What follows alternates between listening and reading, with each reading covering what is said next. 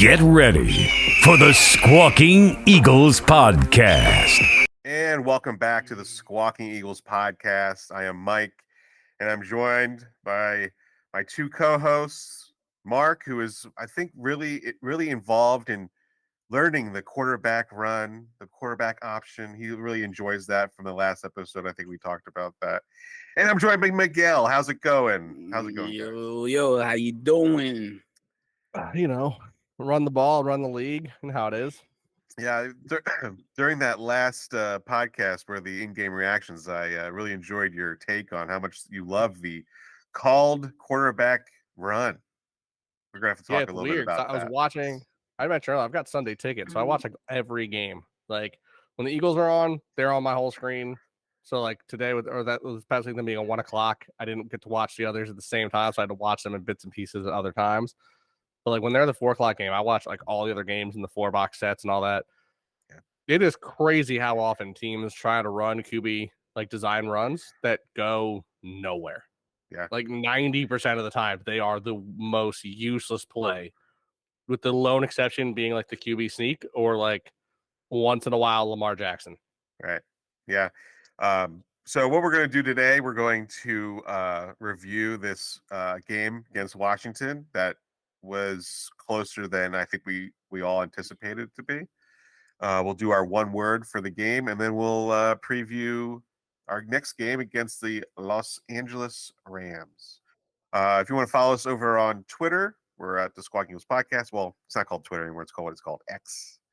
We're also over Instagram, Squawking Eagles Podcast. YouTube, definitely want to like and subscribe over on there.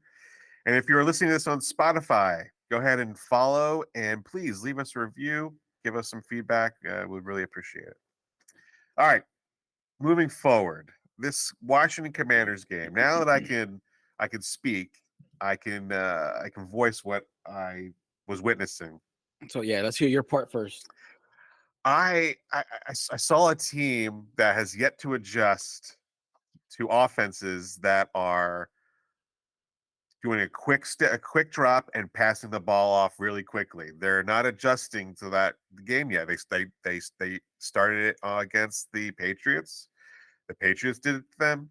Tampa Bay did it to them. Minnesota did it to them, and the Commanders did it to them. Their quarterbacks are not holding the ball long enough, and they're getting it ready. They're getting it quick. They're not adjusting. That's one thing I noticed. Two, the linebackers are better than I thought. The Eagles linebackers are better than I thought, and that's I was impressed with that. So Yeah. Morrow had a big game. Morrow, huge game. I think the Eagles are relying more on the pass than they should be. I know, AJ, it was working, and I was talking to my brother about it. He goes, I said they didn't really run the ball. He goes, they didn't have to because they were passing so much. Like, yeah, but passing is run the ball, run the league. That's our whole motto here. But yeah, I really do. I do. I wish Swift Swift didn't really get a lot of looks. I didn't really see him. He got a touchdown in the first quarter, but he had 75 yards, I think, 85 yards. Some of these, the Washington, I didn't think their secondary was that good, and they really came out and played. They really showed up, and I don't think the Eagles were ready for that. And we've already said, like, when it's a divisional game, it's always you can't really script it. It's always going to be different because it's always a divisional game. They're going to fight hard, and it's going to be different. So yeah, I'm glad a win is a win. And, there's a lot of Eagles fans out there. Yes, the Eagles are 4-0, and there's going to be a lot of people complaining about it because we wanted them to be better than 4-0. Which, can you get better than 4-0 right now? No, but it could look better. It could look better. It always look better. But I mean, you could also have a Miami day and drop 70 and then come short against a rival. Yeah, that was pretty ugly. And, I watched the Giants game last night.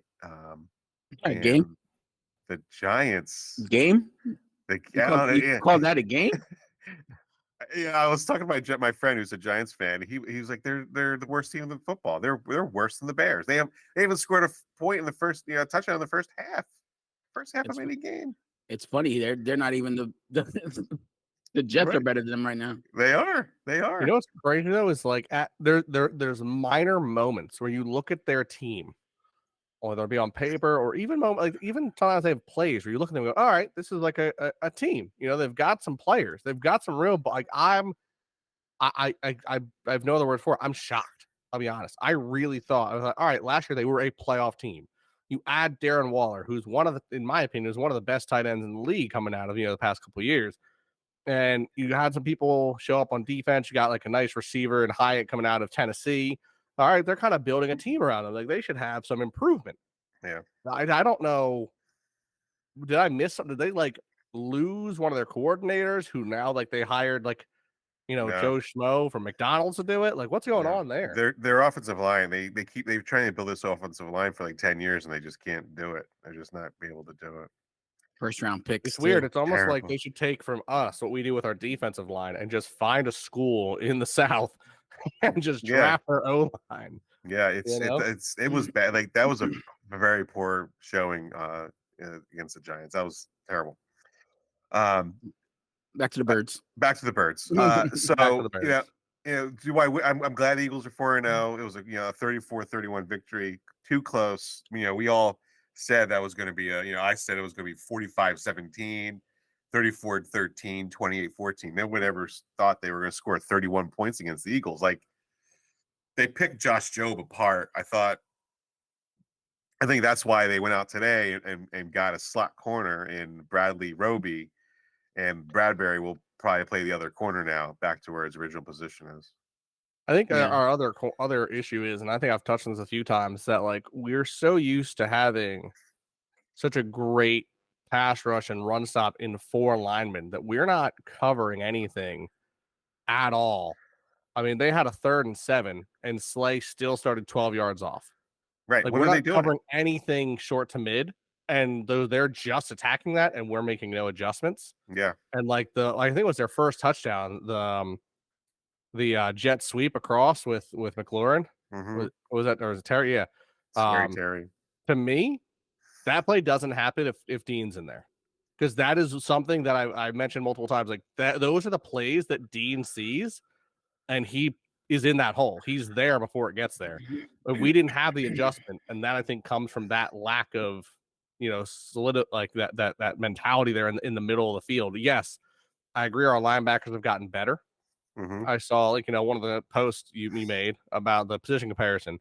We had a fan come out, Ty.Chase0. Our linebackers group will get there soon. I agree. They will. 100%. I think Dean is, when he's in, I think he's got the mentality for it, and I think he's going to continue to grow. And I think when he's there, he can structure our others. I think Murrow and Cunningham are really good. Mm-hmm. They're showing they're really good, but I think having him and his awareness, I think he has, for his lack in stature for being a smaller linebacker, I think he's one of those where he sees the field as well as a quarterback. Yeah. And I think he's going to make, when he gets back in lineup, he makes those calls. Watch this play, move here, get that. Right. Better than anyone else that we have right now on defense. And then we just need to get our corners. I mean, look, I understand that you don't want to be beat deep. I get that. Mm-hmm. But when it's 3rd and 7 and you're giving a 12-yard cushion, they're going to get the first down every time. Quick hook, quick curl plays, quick slants that you're not there for. And we're seeing it happen, not just against us either. I'm watching other teams, the same thing, where if you're back too far, like teams are getting to the point I've mentioned before. This is such a passing league that your teams are constantly drafting pass rushers and top cornerbacks, and the cornerbacks don't want to get beat deep because that's their reputation. So how do you beat that? Quick, short passes and running the ball. Right. I think you're going to see a major change offensively like that over the next couple years. And I think that's your recipe for success. Well, is the adjustment now for the Eagles to get rid of that 12-yard cushion and start jamming guys at the line of scrimmage? Like, can Slay and Bradbury keep up with those wide receivers doing to go deep now? Look, we're going to be playing the Rams, and the Rams have some speedy receivers. They Puka, and so. But I think in that kind of situation, especially like when that was the one thing with the Commanders, like Terry McLaurin was just eating us because we weren't covering him properly. Like we know he's their top target, and we just weren't giving him the respect he deserves. Yeah. And I think that's one of those, like, maybe we can't. I mean, yes, I think the receivers are bigger and stronger across the league than they used to be. Like, you're not going to jam DK Metcalf. You're No. not going to jam Jefferson. You're not going to jam Chase or even Terry the way that you could some others. But maybe you don't, like, maybe adjust your plays to the situation. Don't give a Yeah. 12-yard cushion on a short third down. You Yeah. know, But give see, like a that's 5-yard cushion. that's where I think you just said like they respect Terry McLaurin. That's why they give him the cushion, because they don't want him to beat the cornerback covering him. You know what I mean? Get beat over Yeah, but top. that's what the safeties are But for. at the same time, like they depended way too. For me, the D coordinator depended way too much on the front four to get pressure, and they just weren't getting pressure all day. They weren't. We need to Yeah. push 5 once in a while, at least. I would say Exactly. like every other, couple plays. There was no adjustment. The only adjustment I saw was like in the fourth quarter when they went into like this prevent type defense, and I mentioned to my cousin, I'm like, are they trying to prevent us from winning this game? Because they let Washington come back so easily, playing that fallback secondary, and I'm like, yeah, I hate that. I didn't understand what was going on. Why are you not pressing? Why don't you give time to your linemen to get up there, especially late in the game? Yeah, the defense that was run again, with the defense that Seattle ran Monday night against the Giants, that's the defense I want to see the Eagles run. They were just blitzing and rushing, and they were all over the place. They got interceptions, they got pick sixes. Don't forget, Daniel Jones was compared to be, a lot of people are compared to be better than Jalen Hurts, and he was sacked, I think, 8 times yet last night and threw 2 interceptions. Like, Seattle's defense looked tough. It's either Seattle's defense is elite, or the Giants are really, really bad, really, really bad. And so No, they're really, really bad. They're really, really They're bad. really, really bad. Which Yeah, I mean, it is kind of crazy. It's all starting to fall apart. You saw Dable throw the freaking it was great to see that, the right? iPad at him. Yeah, like it's already starting to fall apart. They're already showing their eye frustration. rolling. There's eye rolling. There's like huffing and puffing. Like there's throwing iPads. There's trouble in the Giants In paradise. Yeah, there is. Well, like I will say, like the one thing that's what really bothers me though, like going back over, because I can't find it now, but I'm sure you guys have seen it, like the field breakdowns of quarterbacks where they'll show the field, they show like this part, like each section outside the hashes, like the percentage. I'm pretty sure, I could be wrong, but I'm pretty sure Sam Howell's percentages beyond 17 yards are abysmal. Yeah, his whole thing is throwing these short to mid passes, which I mean, granted, that's most of the NFL. So it's like, but like when you have a quarterback like this who hasn't proven anybody that he can throw it deep over the top, yeah, it even more begs the question, like, why? Like, all right, maybe Terry can get past you, but if the quarterback's not going to put it on him, it's not a threat. Yeah, Yeah. So Miguel, do you have any final thoughts for that game before I do our one word? I guess we could just jump into one word, because I mean I said what I said during the post game stuff, and it was just it continues to baffle me how we went into the season like, oh man, this schedule's going to be tough, and now we're 4 games in and we look back and we're like, man, those teams are mediocre, and we're struggling with mediocre teams, and yet I'm still conflicted on, and I think that's probably going to be my one word, is conflicted. Okay. Because it's like, okay, we're not playing our best ball, which is really good because we're still winning games. But it's like, you can't, every week is like something different. It's like Jalen's not looking good. The defense doesn't look good. It's the play calling that's not good.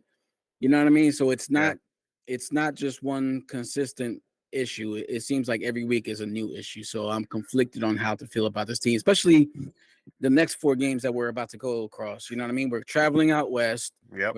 We're gonna come back and face Dallas, right? Jets. Which who looked great against Kansas City for some reason. I heard that I heard Aaron Rodgers showing up and being on the sideline might have given them some energy. I heard what's the quarterback's name for the Jets? Zach Wilson. Zach Wilson played good because Mama Kelsey was in the stands, so he was trying to impress her. So like these next couple of games is going to be, we got the Dolphins and then we got the Commanders again after that. So yeah, these next 4 games are gonna detail a lot, especially being able to beat Washington that second game around when it's hard to beat an NFL team twice. Yep. All right, so Miguel's word is conflict. Conflicted. Conflicted. I'm sorry, conflicted. Yeah. Mark, what about you? McMark? Yeah, that's me. McMark. You're McMark for now on. I got it right. Thank you. Hurts. Because watching our team not dominate hurts. But at the same time, there's some things I want to see change with Hurts. I want to see a little bit. I mean, don't get me wrong. Like, it's one of those things where I feel like it's any given Sunday. So you're going to have Sundays where a team's going to challenge you. And that's why I hear a lot of people saying, like, oh, I don't know. How good are these birds? Like, they're not winning by a lot. Well, guess what? It doesn't matter if we put up 70 or we put up 7. If we win, we win. That's what they're saying. It's look, the Commanders aren't the slouch they've been for the past 2 decades. I've been talking about them off pod for a while with people. I was shocked how badly they got beat against Buffalo. I really was.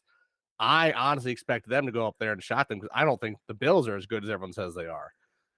They beat the Dolphins, so who knows? Who knows how good they really are? That's a division game, though. My question: Did the Bills reveal something of how to beat the Dolphins? Do the Bills put the blueprint now? Yeah, it was exactly what I would have told you before. It's exactly how we're currently running our defense.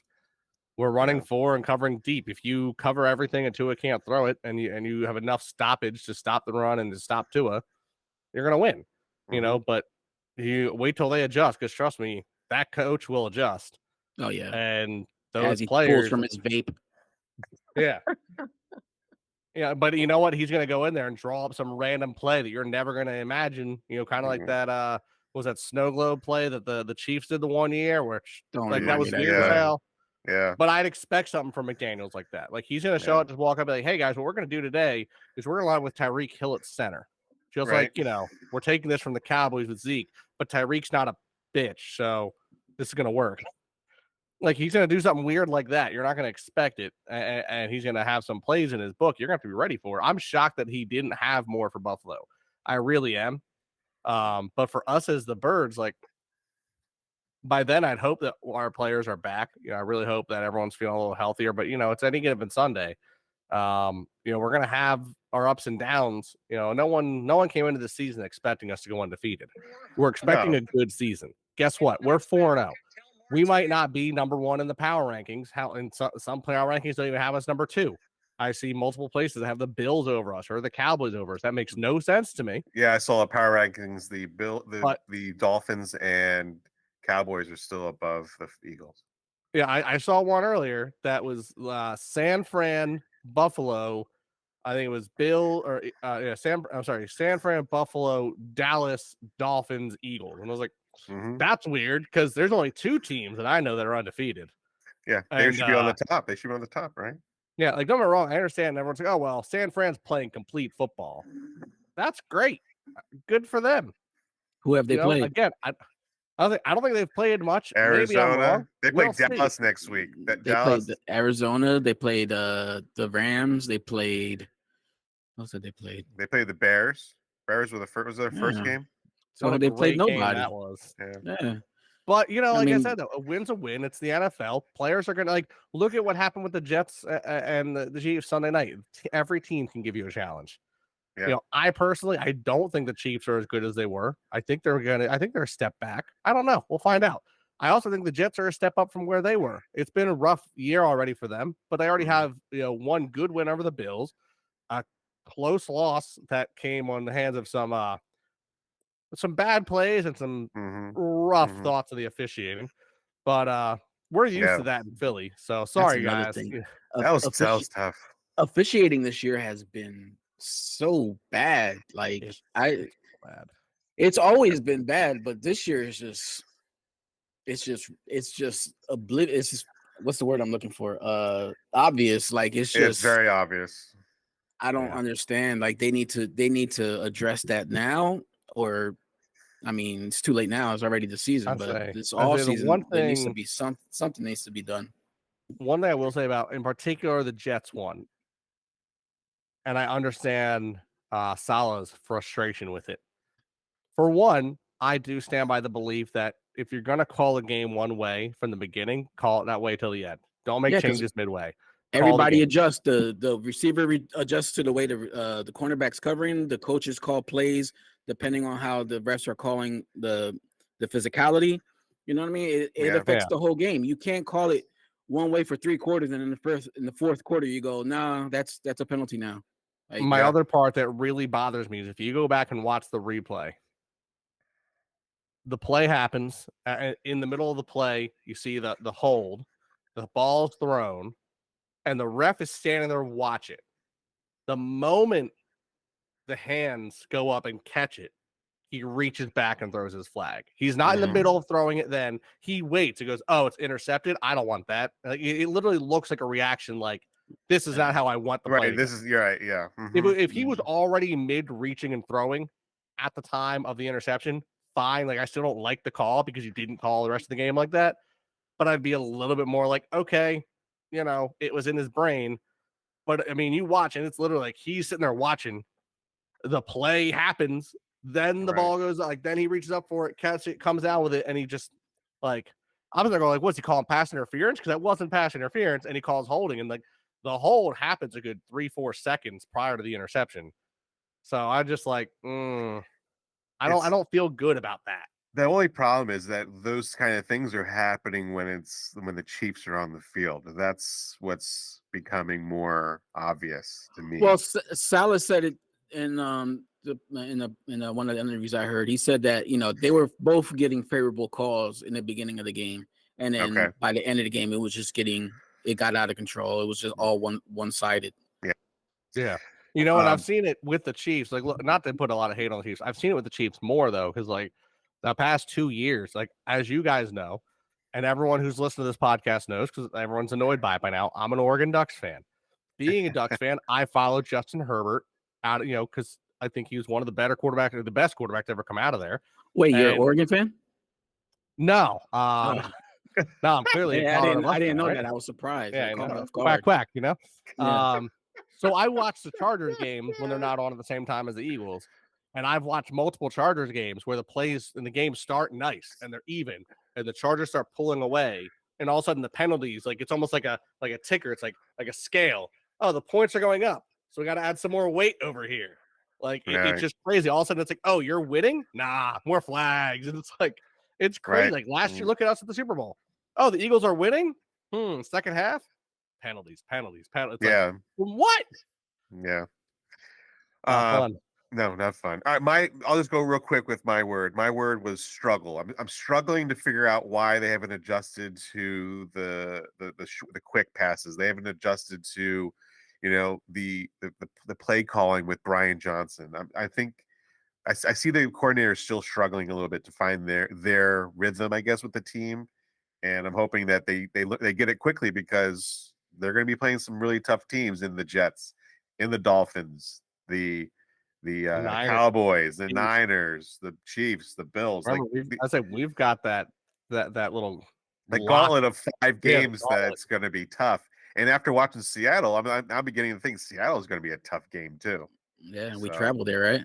Yeah, it's got to be in Seattle. To the 12th man. Yeah, so that'll do it. We'll tie that game up and move forward. Now we're going to be facing the Los Angeles Rams. Puka. Yeah, that guy. He's a phenomenal player. That guy's fast. He's catching everything. Hopefully the Eagles can cover this guy. Is this the first game that they're playing in LA? I think it is the first game they're playing in this stadium. I'm not sure. Stadium, I think so. Pretty sure it is. Last time I remember the Eagles playing, it was in the Coliseum. I can't remember them ever playing in SoFi. I think we played at the Chargers, the 2017 run, right? Yeah, but that wasn't at the Coliseum. That was at that soccer stadium they played at. Oh, that's right. Okay. Yeah, 31 fantasy points for Puka, and he only had 1 touchdown. Yeah, he's like, that's who Matthew Stafford just straight is sending him to. That's all he's passing to. So he did help me absolutely destroy this week in fantasy. Yeah. So you might want to sit him this week. Nope, Yeah. can't. I've noticed that in the past. If I sit players who are facing the Eagles, they'll go off. If I start, I'd rather lose my fantasy game. I will always start any of my players who face the Eagles now because I'll lose my fantasy game. It's fine. Bird's got to win. Yeah. So no, I'm starting Puka. He can have the worst week of his life. All right, so let's review this game, Miguel. I want you to go to first. I want you to go to first. Tell me what you are expecting after what we saw against the Washington. What do you expect the Eagles come out Sunday afternoon and against the Rams? Well, I hope to see a more aggressive defense. That's for sure. I hope these guys, they say defense travels. We're gonna find out this week. We need them to that front four needs to step up their game. I don't know what the rotation is like, but I would like to see a lot more rotation in that defensive line and get my man Nolan Smith in there some more. I felt he was starting just to get to the quarterback before the quarterback got to the ball. So I think he's starting to get his stride, and I would like to see a lot more of him in this coming week. But I also would like to see them tighten up that secondary. I wonder how much this new guy, what's his name, Roby, is going to be Bradley Roby contributing this week, if anything. But yeah, I like to see us be healthy on that secondary too. I know we have two hurt safeties, but it's going to be a challenge this week. Stafford is a great quarterback, and he's going to present a challenge with those young receivers that are, like you guys said, somebody said earlier, speedy. Like these guys are fast. They got a decent running back there as well. So, I expect a lot from this defense. I don't want to see points. I want to see defensive stops. I want to see 3 and outs. I want to see, 3rd and longs. I don't want to see these teams being able to convert the way that the Washington was converting last week. Yeah, I agree. I need to see better defensive play. Right, the rotations seem like they were a little bit off against Washington. Right. Yeah, I agree with that with you. And also, I would like to see Jalen be on the same page with Goddard. Yeah, right. Let's It's get like Goddard they into forgot this him game. almost. They almost forgot him.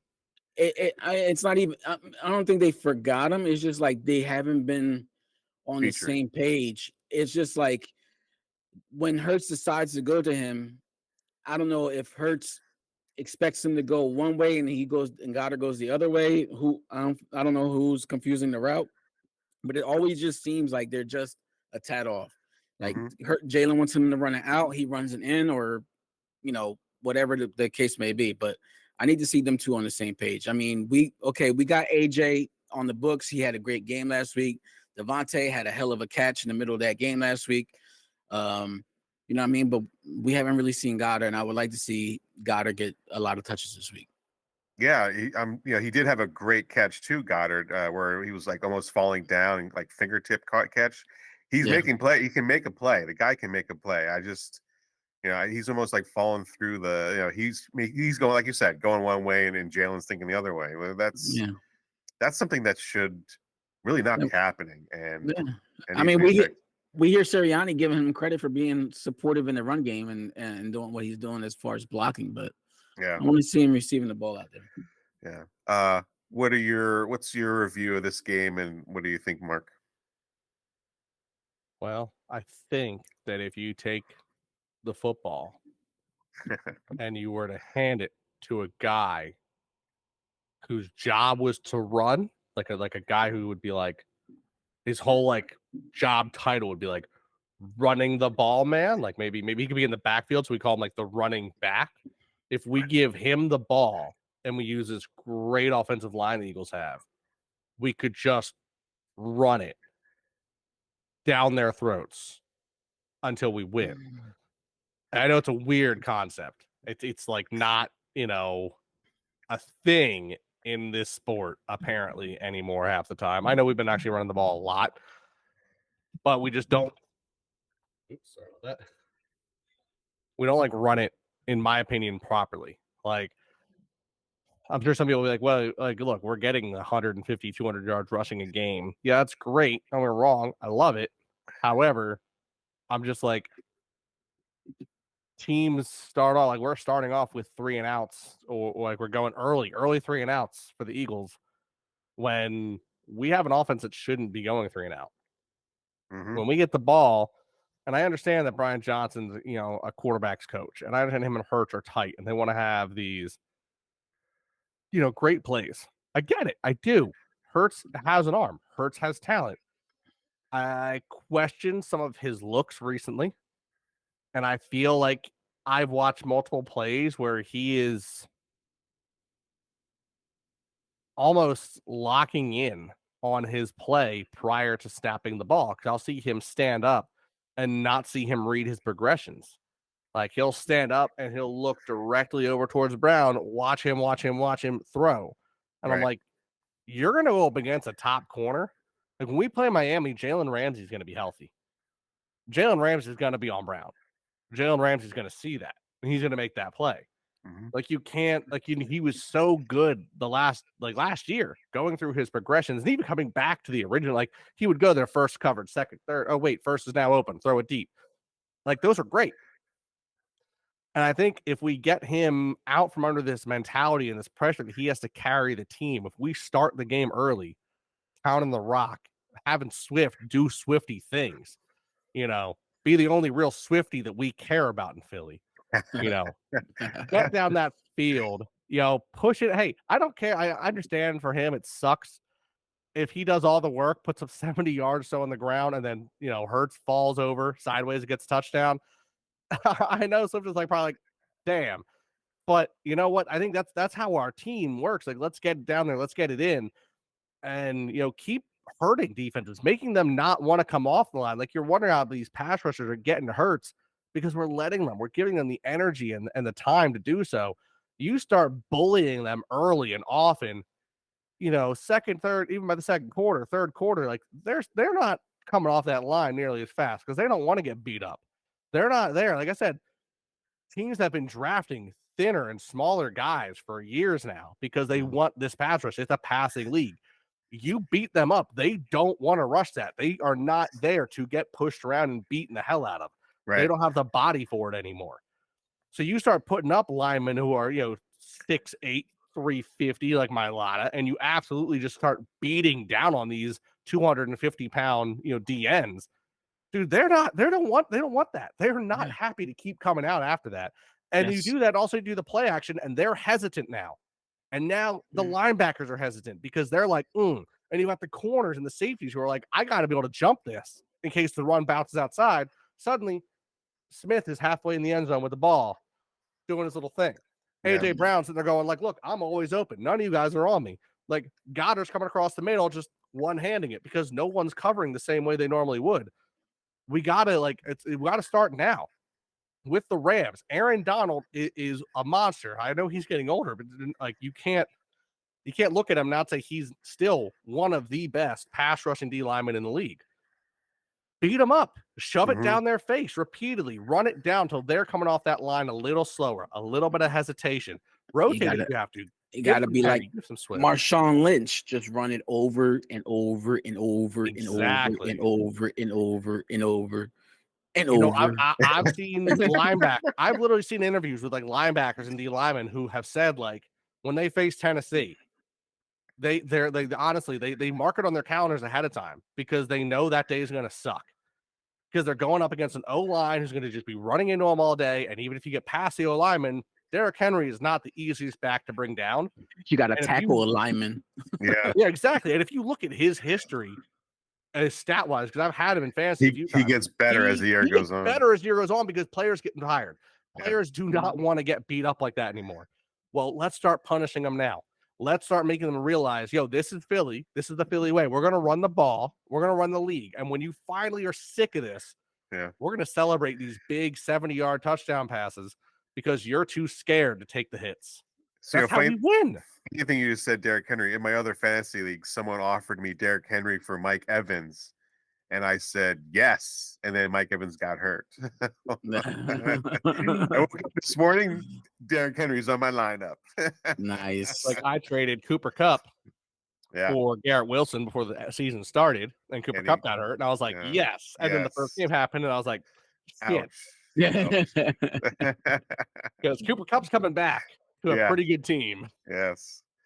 Yeah. So I think we might have an issue with Aaron Donald because Cam Jurgens is going to be out a few weeks with a sprained foot. So we have. Opeta did pretty well. I will say Opeta filled in. You think nice. he's going to be okay? I'll give him. I give him props for what he did for when he had to, and I think he'll be all. I mean, you got to think you're lining him up against or lining him up next to Jason Kelsey and Johnson. Lane Johnson. I still think that foot injury is a hoax. He was bad that game. Like he was not good in pass protection. He was getting beat. He was getting beat a lot, and I think that's why I will say though they're gonna say foot injury, but I don't think that's what it was. I will say though, and this is something that I keep touching on it. If you were to go look at Washington Commanders, for as long as they're called that, their D line, and you look at who's on that D line. It is 1, 2, 3, 4 first round pick pass rushers. Yeah, 4 of them. Yes, like that. They're going to get after the quarter. That's why I said I was shocked at how they didn't how Mahomes did as well, or not Mahomes. Allen did as well as he did against them because Allen usually doesn't do well under pressure. Yeah, you look at what happened when he faced the Jets. The Jets got after him and he struggled. The Commanders didn't get after him. I don't know if it's because if they adjusted, made those quick play calls, the quick runs, and we didn't do that. We stopped doing the quick. I mean, you look at every one of our passes. How few of our passes? I mean, last year it's been what I've been saying: run the ball, quick passes, get it out. Right. This year, I mean, our passes are deeper, which I get they're cool and great. Everyone loves to see it, but you're giving Hurts. I mean, granted, Hurts has had. Let's be honest, Hurts has been given all the time in the world. Even when we're getting pressure on him, like when teams are getting pressure on him, he has way more time than almost any other quarterback. He's not running as quickly either. He's not running as quick as he used to. Yeah, he's a little more hesitant to scramble, which I will say, that's the other thing I don't like is I understand trying to keep him healthy. His scrambles are phenomenal, and his designed runs are atrocious. Stop the design runs and tell him, hey, 3-4 second clock, get out of there. Just do your thing, my guy. That's when he's more successful. There was a time where he was running. I thought he ran faster at this one play than he did another play. It's like he kind of wasn't running full speed. He seems to be jogging. Yeah, it's like a jogging. Like he turns it up on different plays and when he wants to go and when he doesn't. That's my observation. I'm not sure. It is slower. It's weird. Yeah. I mean, maybe he sees something down the field that he knows that running at this speed, I can get to where I really want to go to. Right. Not trying to make something, out of nothing. You got to be careful too. You don't want to get him hurt. I know. Yeah. That's why I don't want the design runs. So the design runs, he either is taking a knee right away, but well, there was. I'm not saying that there wasn't, but there was one or two that was the RPO as well that he just took and was wasn't sure that he made the right decision. Yeah. You could just tell. He was the one RPO there towards the end, right before the passing touchdown. I mean, if Swift has the ball, there's nobody in front of him. The blocks are perfect. Yeah, and he holds the ball, and it's just. I just feel like Jalen's just questioning himself more than he's just playing freely. Like it's just something about Jalen, the way he's playing. That's why our offense isn't working the way it's supposed to. I mean, we brought it up about defenses being different and getting different looks and stuff like that, but I don't know. You need to know more or less. I don't know, man. I think you're right. It is. He could be second guessed. Brian Johnson could be second guessing. They're all working together for the first time in this situation. But it's going to be. There are going to be learning curves. There's going to be learning curves. For as much as we loved the quotes he would give in his interviews, I think part of that is in my head, when he the one quote he says, "I hate losing more than I like winning," and I think that mentality might actually be hurting him because I think he's in these positions where he's looking at it I have to do this because I don't want to lose. Whereas you look at AJ Brown when he scores a touchdown and he's just all smiles, yo, this is winning. He's happy and success. And Hurts is just. He's very stoic on everything. He doesn't really celebrate too much. And I get it. And he doesn't need to always celebrate recently. Yeah, he did. But I think I think it'll benefit him. He doesn't need to so much celebrate, but I think it would benefit him if he learned to enjoy the little things, the small victories of like a great drive, rather than keep this like I know they're talking about like how he has the photo of himself losing the Super Bowl on his phone still, and like how that drives him. I'm like, it only like psychologically, that's only going to drive you so much before it actually is a weight. And I Yes, think we're hitting that now where his, for lack of a better term, his hatred of losing is become a burden more to him. I think that's part of why he's second guessing, is he doesn't want to risk. And I think last year, the point of his success was that he would do the right plays and he would take a little bit of risk here and there for fun. And it worked out. And I think now he's second guessing those risks because we didn't win at all. You know, if you listen to him on the Christmas album at the end, like, hey, what do you want for Christmas? And he's like, oh man, you know, I won a Super Bowl. Like, he's so happy though. Mm-hmm. And he was so like, he's all giddy about it. Mm-hmm. And now it's like, I feel like there's just, I understand being focused, but I feel like it's almost too much right now. Would you say he's not playing loose? Like, oh yeah, you can tell when someone's playing loose, and you can tell when someone's playing like Daniel Jones was playing tight. He was just struggling back. That was tough to watch. He had a good. There was a drive I watched where he was actually like the whole team was looking good. They were starting to move it. Pick six. And then he throws the pick six, and I'm like, bro, what are you doing? Yeah, it's and I think, you know, he didn't, you know, Jalen Hurts didn't throw any interceptions last game, which is, you know, good because he threw two the game before. You know, he was. I think the first drive he was 7 for 7. You know, it's not like looked like it's not like he's playing terrible. He's not playing terrible. I can't say he's throwing Donovan McNabb passes. He's not doing that. He's playing the way Jalen Hurts plays. It's just that he's not playing as loose as I would want him to play, and where I'm accustomed to seeing him play. Like, it's something different. There's something different that he's doing that has changed the way he's approaching each down, I would say, because like I said, I'm like, am I nitpicking? Yeah, I might be, because I think he's running quicker on one end and he's running slower on another play. It's like, is that really, should I be doing that? Like, should I be nitpicking how fast he's running? I mean, you know how they say at some point the game slows down for you as you progress in your career, right? Maybe he's at a point where he sees the field a lot better and sees 3 or 4 plays up down the field more than a normal fan would. You know what I mean? And he's like, why exert all that energy and getting to the sideline play when, you know, it's going to be 2nd and 6. I got picked up 3 yards. You know what I mean? Yeah, I understand. So maybe it could be something in terms of that, just looking at the possibility of what the next play could be. So not only maybe he's just playing even smarter than he was before. Right. Yeah, I mean, like he's accurate too. Like, keep it up. I mean, he's still throwing almost 70%. Yeah. You know, like he's not mistake free, but he's close to it.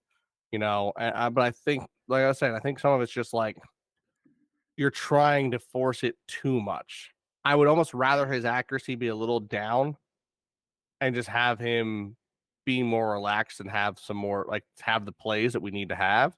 Although I don't even think it would really take a dip if he was just a little bit more free with it. I think some of those plays that he's not doing, I think he'd be fine. Yeah. And also, you got to remember, there's a lot of weapons on this Eagles team, and it's hard to, you know, a new coordinator's got to figure out how to use all these weapons. And right now, I feel like he used Swift very well so far, and AJ Brown. We see how AJ Brown can be used. You know, another thing, that taunting play that was on AJ Brown, would you have really called that a taunting play? Like, it wasn't, but it was because he placed the ball in front of the kid as he was talking in his ear. That's why they gave him a taunting play. I thought that can't was do that. Yeah, you can't do that. And then, you know, of course, then AJ Brown randomly got a drug test after that game again. Yep. Yeah, he did. Come on, welcome to Philly. Jeez. I think. Mahomes didn't get one after the Super Bowl. No. Yeah, wonder why. Yeah, so I think going into this Rams game, I think it's going to be it's on the West Coast, so there's going to be some jet lag. They got to get there early. I'm guessing. They But I think they I leave tomorrow. yeah Yeah. yeah Like, wow, yeah. jinx, Mark. You owe me a Coke.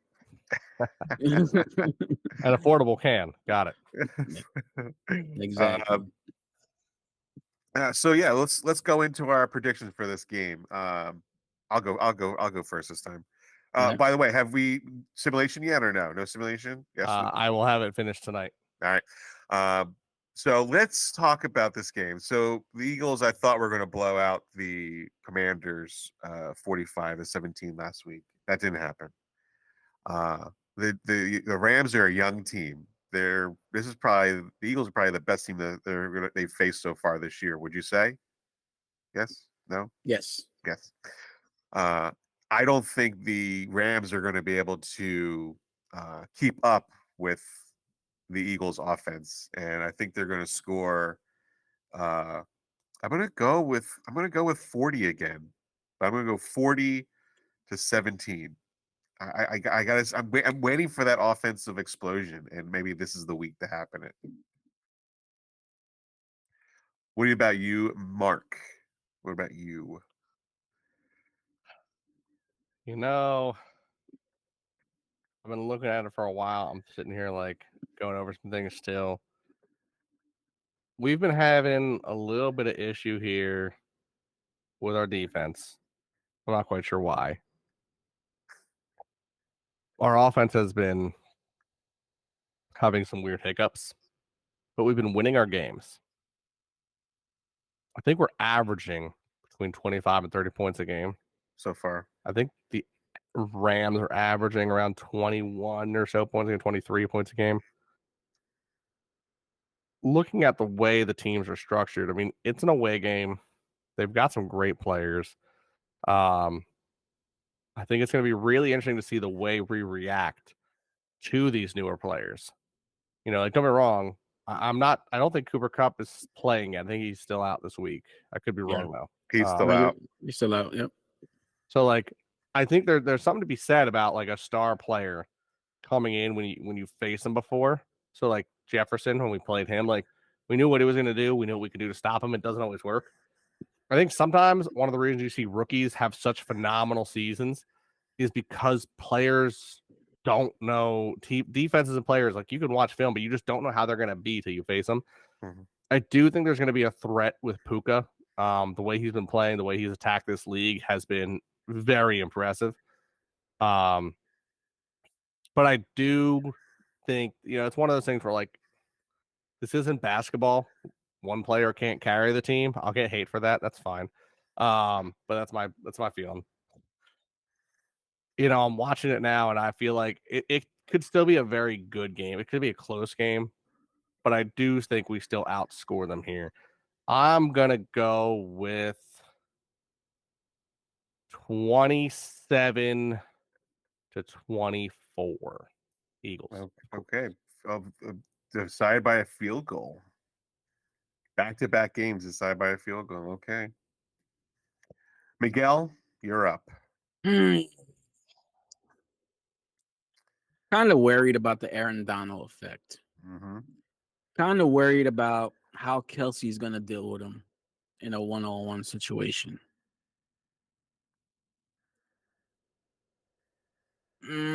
So, with that being said, I know our offensive line is going to struggle a little bit. We're not going to probably be able to run up the middle. We're probably going to run more to the outside if we're able to run to the outside. So I think in that aspect, it's probably going to be a little bit of a closer, low-scoring defensive game. I'm going to lean to a closer game. I'm going to say I'm going to do 21-17 Eagles. Okay. Close games. All right. I am not leaning towards a close game. I really want a statement game. I want to get up in those power rankings. I want everybody to see that the Eagles are as powerful as they are. AJ Brown said in his press conference, it's okay that we're not perfect right now because we don't want to be perfect right now. We want to be perfect when it really counts. Right. But that's just, I want them to be perfect because I always want them to be perfect because of the disrespect that the Eagles get, all the time. Everybody's, Well, Uh, I feel like the Commanders showed something to the league that Stafford and the Rams are more capable of pulling off. Is the quick passing, the slant passes, yeah, getting underneath the secondary with those fast kids that they got. yeah. So it's going to be interesting to see. I mean, there's no way you can fix that secondary in a week. I mean, we can bring in whoever we want. It's not gonna happen unless we can get that pressure up front and figure out a way to blitz Stafford and get that ball out of his hands more faster than he expects. But Well, I don't know. yeah, Howie. So Howie, I have a question. Howie just brought in this guy, Bradley Roby. Hopefully that will do something. Is there something or somebody out there that Howie can get? That is there something that they can do? Is there what could they do? Like what's there to do? Like what could they on the field besides play calling? Is there players to put in? Do we need different players in different spots? Like Bring back Patrick Peterson. is he out there? He's out there. I think he's in New Orleans. Was he in New Orleans? New Orleans never. Well, New Orleans is never going to deal with the Eagles ever again until Howie Roseman's gone. Like, come on. That's why we have Jalen Carter. He can Howie Roseman will sweet talk him. I'm sure. I'm sure. There was that whole talk about bringing in Baker, Buda Baker. I don't. That kind of fell off the earth. I think they went too much. Yeah. Oh, I think Arizona came out and said we're not dealing with the Eagles. Like he just straight up said I don't want to deal with them because of like exactly what happened with the Saints, what happened with Indianapolis. I mean, we'll make a trade, and odds are we're going to win that trade. I mean, as much as I've said, I mean, you guys have heard it 100 times. I had a lot of hate out there for Howie and a lot of things he did wrong, drafts in particular, up until the most recent couple. Mm-hmm. But that man knows how to wheel and deal. The trades come to him like, food being served on a silver platter, just like, here you go, my guy, have your pick. And it's unreal. Yeah. I will say, so real quick, no, I know you mentioned you want to have a statement game. Yeah. While I understand and I want one too, I tell you, I can't, and maybe I'm playing too much into it. I want week 13 to be our statement game. Is that 49ers? I want to bury the Niners. I'm just so sick of everything on the news is either the Bills, the Niners, the Cowboys. We play all three this year. I want to beat all three. I would love it. I would absolutely love it if we could sweep. I mean, I know we probably can't sweep the gauntlet, but if we do, I don't care if we win by 3 against every game except the Niners. The Niners, I want to put up, I want to put up so many points that they're questioning what game they're playing at the end. I want the NFL to look at us and go, wait a second, did you steal the Dolphins playbook from like week 3? Like, what are you doing here?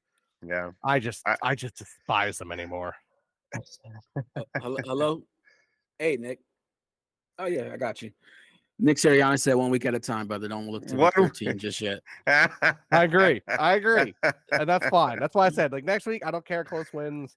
Like win's a win right now. You know what? For all the haters out there, we have 4 wins.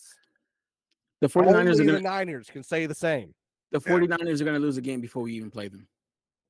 Don't forget, Brock Purdy doesn't lose games in the regular season, apparently, right? I know. That's all I hear. Every morning I have on Good Morning Football. I got my daughter ready for school. And every morning they touch on that. Brock Purdy is undefeated in the regular season. Yeah. He doesn't throw an interception. Don't forget that. In the regular season. Who's 22-2 as well? Jalen, but nobody wants to talk about Nobody wants to talk about that, right? No. Look the other way. Don't mind the man behind the curtain. Right. If Brock Purdy didn't get hurt, we would have crushed them. Bro, you were getting smacked. It was too much to handle for him. So then who are you cheering for this weekend, Mark? And this is What do you mean? This is tough. Cowboys Niners. I'm hoping there's a rain delay and they tie the game. 0-0. Nah, for that moment, I would love to see Christian McCaffrey destroy the Cowboys. I want the Cowboys to just. I told you guys, I want 9 wins for the Cowboys every season for the rest of my life.